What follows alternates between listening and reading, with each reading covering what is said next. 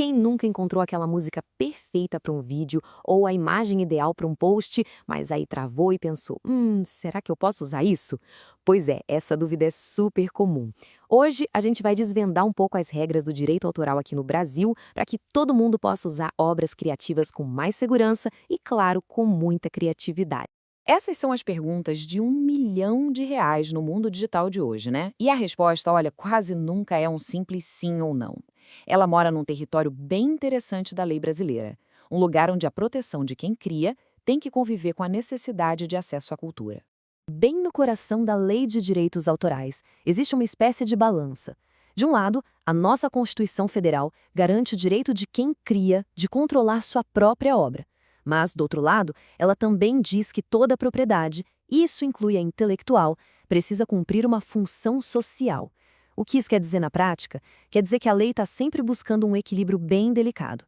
Recompensar o artista, claro, mas sem trancar o acesso à cultura e ao conhecimento a sete-chave. Então tá, a primeira peça desse quebra-cabeça é descobrir de quem afinal a gente precisa de autorização. E a resposta pode não ser tão óbvia quanto parece. Vamos investigar quem é o verdadeiro dono dos direitos. E aqui já vem a primeira grande virada de chave. A pessoa que criou a obra nem sempre é quem dá a permissão.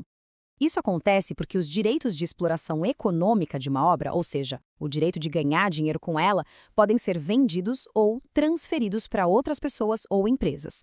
É só pensar num autor que cede os direitos do seu livro para uma grande editora. A partir daquele momento, é com a editora que a gente tem que conversar. Essa transferência de direitos pode acontecer de duas maneiras principais. E entender a diferença entre elas é, assim, fundamental. Vamos falar sobre licença e cessão. Para ficar bem fácil de entender, a melhor analogia é pensar num imóvel. Uma licença é como se fosse alugar uma casa. Se tem a permissão para usar aquele espaço por um tempo, para uma finalidade específica, mas o dono da casa continua sendo o mesmo.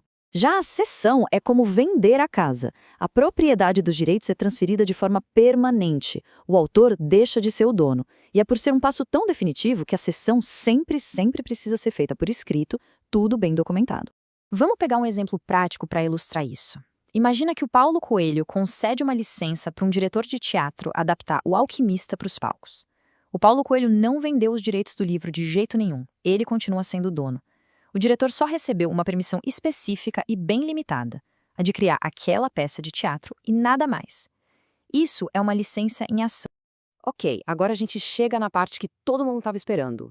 Quando é que se pode usar uma obra sem precisar pedir autorização? A lei prevê sim algumas situações bem específicas que são conhecidas como limitações ao direito de autor. Vamos explorar essas exceções. O primeiro bloco de exceções serve a um propósito maior: garantir que a informação e as ideias possam circular livremente.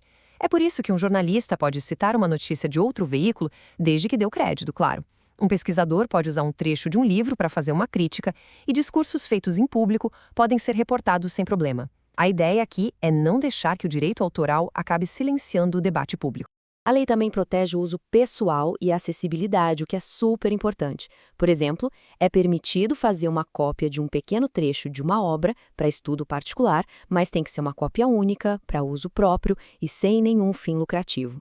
E de uma forma essencial, a lei garante que obras possam ser adaptadas para formatos como o Braille, para que o acesso à cultura seja um direito de todos e não um privilégio de alguns.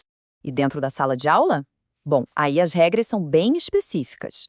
Alunos podem, obviamente, fazer suas anotações, e as escolas podem montar peças de teatro ou organizar recitais de música.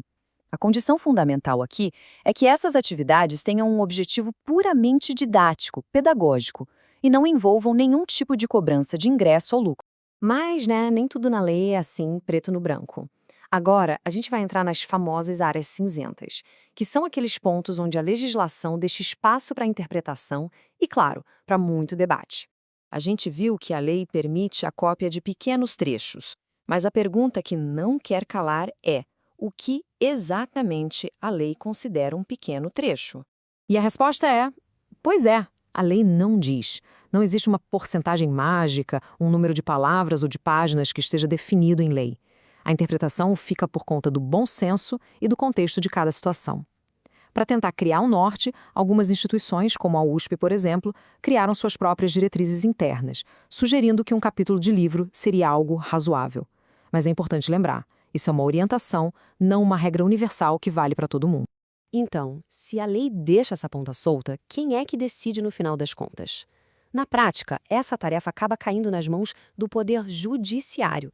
São os juízes que precisam interpretar a lei e aplicá-la aos casos do mundo real, sempre buscando aquele equilíbrio de que a gente falou lá no comecinho. E para a gente entender como isso funciona, vamos analisar um caso que virou um verdadeiro divisor de águas. Tudo começou com uma festa junina numa escola religiosa, lá no Espírito Santo. O evento era gratuito, sem fins lucrativos, mas claro, tinha música tocando. O ECAD, que é o órgão que arrecada os direitos autorais, entrou com uma ação cobrando da escola. A briga foi tão séria que chegou até a mais alta corte para esse tipo de assunto, o Superior Tribunal de Justiça. E a decisão do STJ foi, de fato, um marco. O tribunal colocou o direito autoral de volta naquela balança da Constituição. E a conclusão foi que esse direito, por mais importante que seja, não é absoluto. Ele precisa ser pesado junto com outros direitos fundamentais, como acesso à educação, à cultura e à liberdade de religião. Para tomar essa decisão de um jeito bem criterioso, o SPJ usou uma ferramenta que é reconhecida no mundo todo, o chamado teste dos 3 passos. É um processo lógico com 3 perguntas-chave. Primeiro, estamos falando de um caso especial, fora do comum? Segundo, esse uso específico atrapalha a forma como o autor normalmente ganha dinheiro com a sua obra? E terceiro, talvez o mais importante, ele causa um prejuízo real e injustificado para quem criou aquela obra? Ao aplicar esse teste, a conclusão do tribunal foi bem direta. A festa da escola, por ser um evento fechado, gratuito e sem fins comerciais, não estava competindo com a venda de CDs ou com o streaming das músicas, por exemplo. Em outras palavras, aquele evento específico não prejudicava o mercado dos artistas, e por isso a cobrança foi considerada indevida. A gente está falando de um caso só, mas a importância dele é gigantesca. Ele sinalizou uma mudança de mentalidade, a de que a lei de direitos autorais precisa ser interpretada de forma mais flexível, olhando sempre para o contexto. Foi um reconhecimento poderoso de que nem todo o uso de uma obra tem um objetivo comercial, e isso abre um precedente muito importante. Então, se tem uma grande lição para tirar de tudo isso é a seguinte: o direito autoral não é um muro intransponível cheio de não pode. É muito mais como uma ponte que está sempre sendo ajustada, um sistema dinâmico que busca conectar os interesses de quem cria com as necessidades culturais e educacionais de toda a sociedade. E essa busca por equilíbrio, claro, não para por aqui. Ela nos joga direto para o futuro.